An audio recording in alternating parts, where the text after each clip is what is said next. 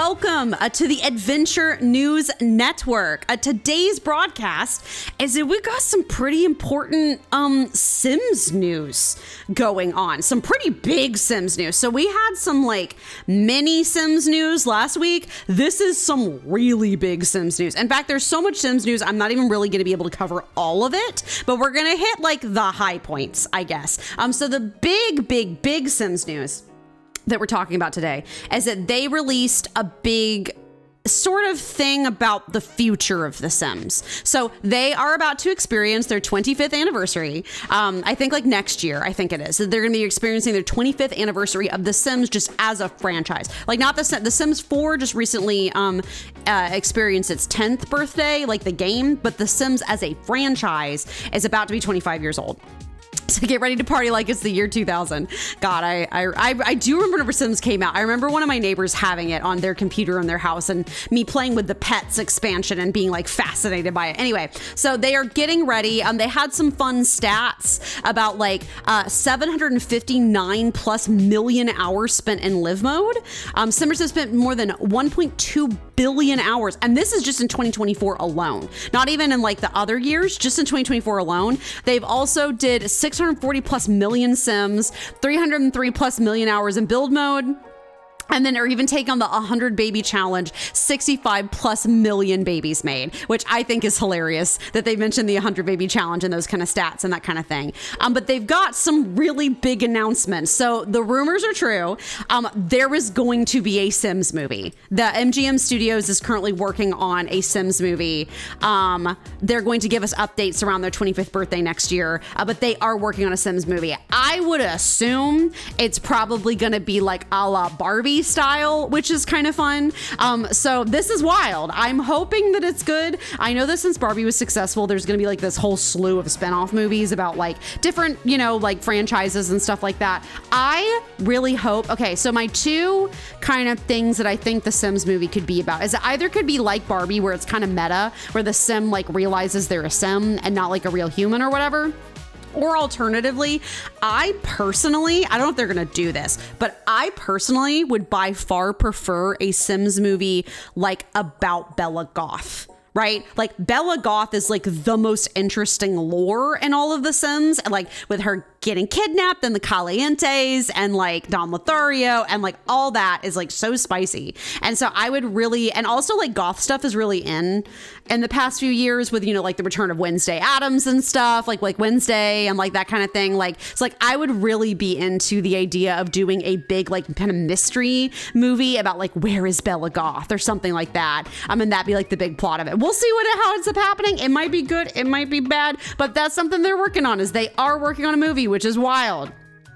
So they also have talking about a lot more. They want to start collaborating with the community a lot more. So they are introducing the Sims 4 creator kits designed and produced entirely by creators in collaborations with the Sims 4. So basically what they're going to be doing is they are going to be making, you know, the kits that they make, the little $5, like $9 kits or whatever that they make with stuff. But in the past, they've done kits where they've collaborated with creators. I think I misspelled Reaper's rewards.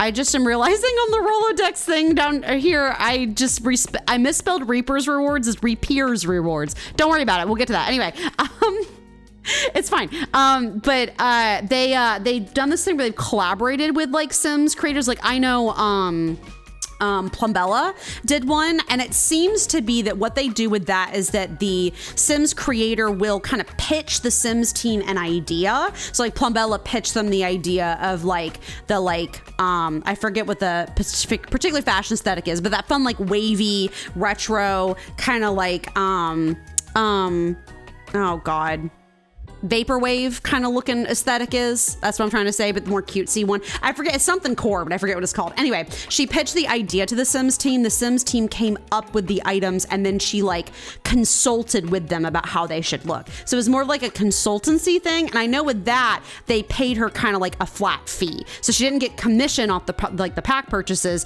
They just paid her like a flat consultant fee, and that was how it worked.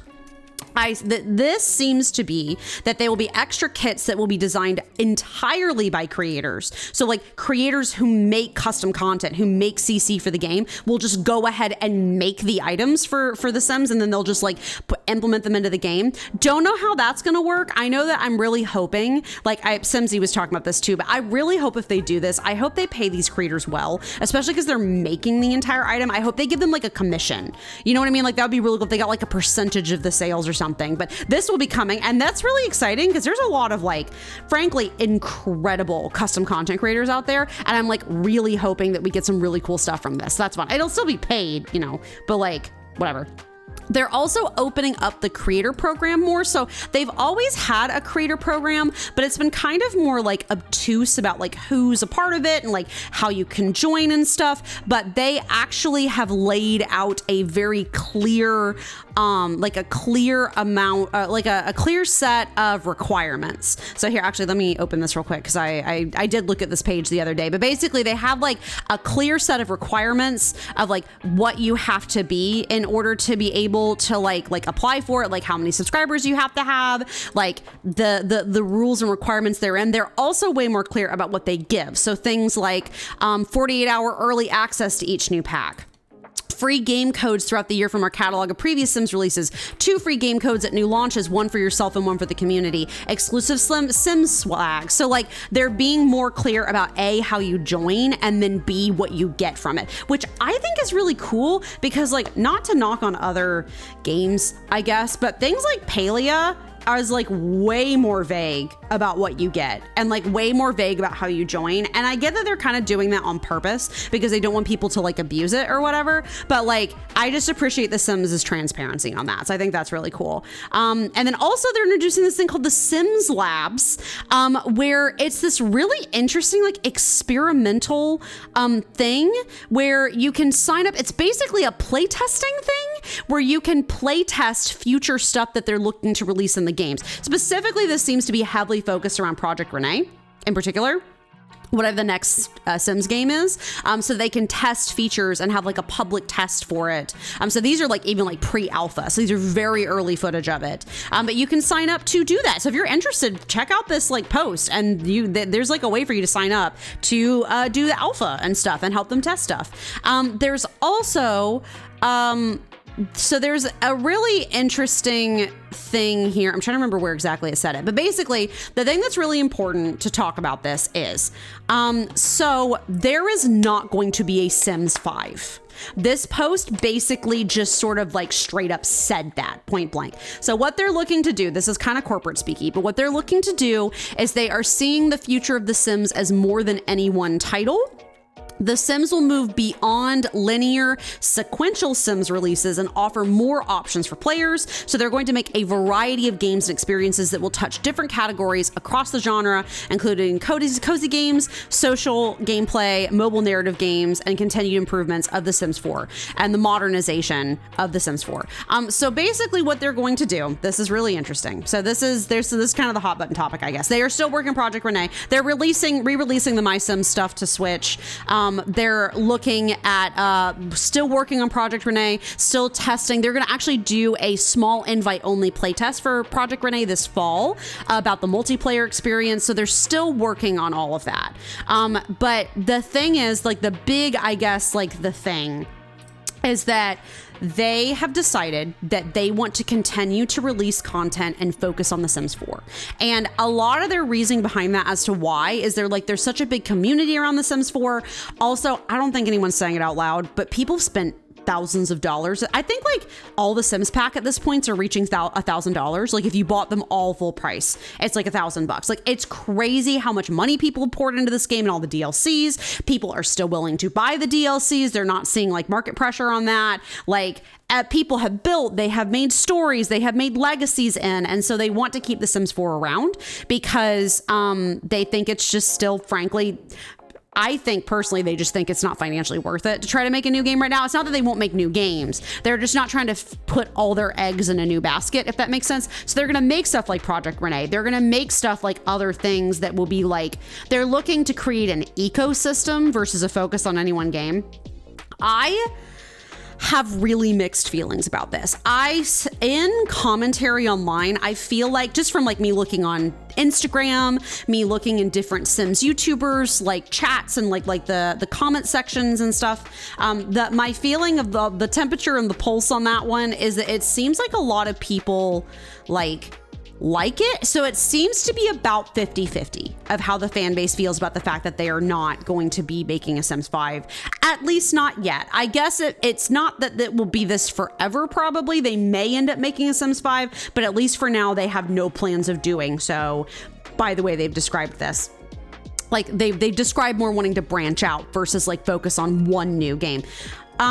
People seem to be split on this. It's about 50-50. Some people are really happy. They love The Sims 4. They spent a ton of money on the packs. They don't really want to like have to switch to something new. Obviously, there's going to always be the crazy hiccups of like the new game is out and it doesn't have a lot of features yet. And like everyone's stressing because like I remember the transition to Sims 4, people freaking hated going from The Sims 3 to Sims 4. It was a very rough transition and a huge risk for them. And like a lot of people didn't want to play the game anymore for a long time. It like took them adding packs and like really like dedicating time and like effort to bringing people back around on The Sims 4.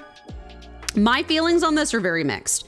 Personally, I think they're doing it for monetary reasons because it's a financial risk to like make a new game and try to see if they can get people to play it. And like, it's crazy money to make a new game and like you're risking whether or not, and maybe people just want to stick with The Sims 4 and not move over. Also, there's hype and they don't around Sims 4 and they don't want to transition out of that. I personally think I don't want to be too mean about it, but I personally think that's a really short-sighted view. I think that The Sims 4 is a 10-year-old game.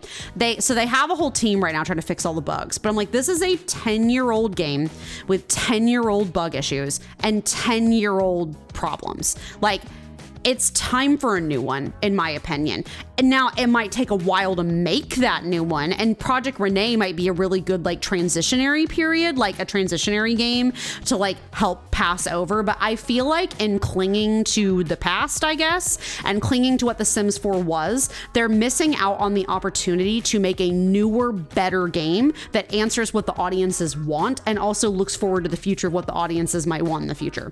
Because there's a lot about The Sims 4 that is still busted and broken and old and like uncomfortable and doesn't fit. There's things that really bother me about the game still even now that you like can't do anything about. Like it rains too much in seasons. And I know that's such a weird gripe, but it really does. It rains all the freaking time in seasons. And some of my worlds, like it kind of makes them a pain to play in because it just never stops raining and it's never sunny. And you're like, man, I really wish it was like sunny for like 30. It's either rainy or cloudy like all of the time. And I know I could forcibly change that with a weather machine or something, but it's just a pain in the butt.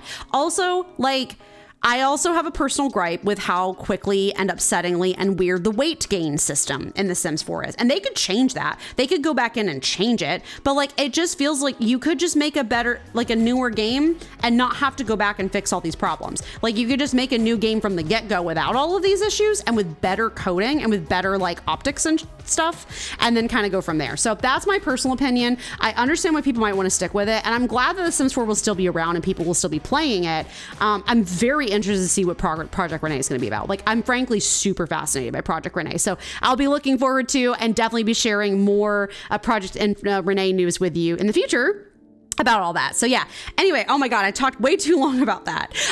We have another news to talk about that though, which is the Reaper's Rewards event. It's a login event that they will be doing.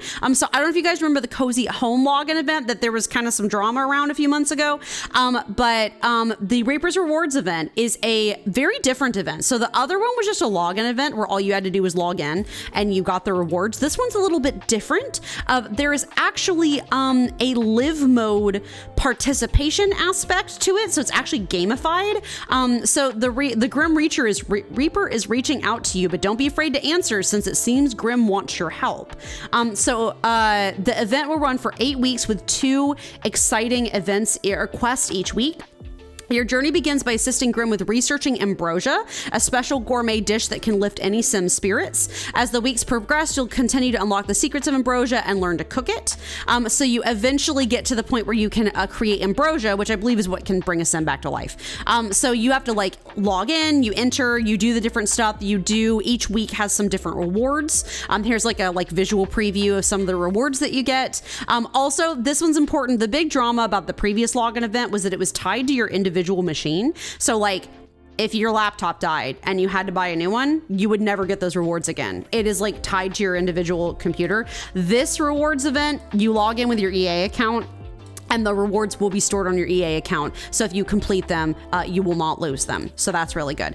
This looks super fun. There's some like goth jeans. There's interesting like pupil eye stuff. There's a coffin bed. There's like tattoos and pictures. There's these little freezer bunny things. Are those like, I wonder if those are cell phones. Anyway, you also get an interesting lot challenge called the Scare Seeker, where a spooky lot that would have frightened your sim before now makes them like thrilled and excited. So like it's a whole thing where you can actually like, you get excited instead of scared while on the lot, which is really cool. I don't know how I feel about this one, surely just because I'm like, I just don't know if I'll have time to do this one, if I'm gonna be super honest with you. I think it's super cool that they're gamifying it, that they're making it really fun. Like if Sims was the only game I was playing, I'd be really excited by this. Because Sims is not the only game I'm playing, and I'm doing so many other things as like a content creator, I don't know if I will have time to do all of this. That's like my only complaint about it, is that I wish there was like, maybe it was a little bit, but the thing is, I don't know, right? I don't know how easy or hard it's going to be. I'll see if I can get around to doing this in between me working on other content and other things. But like,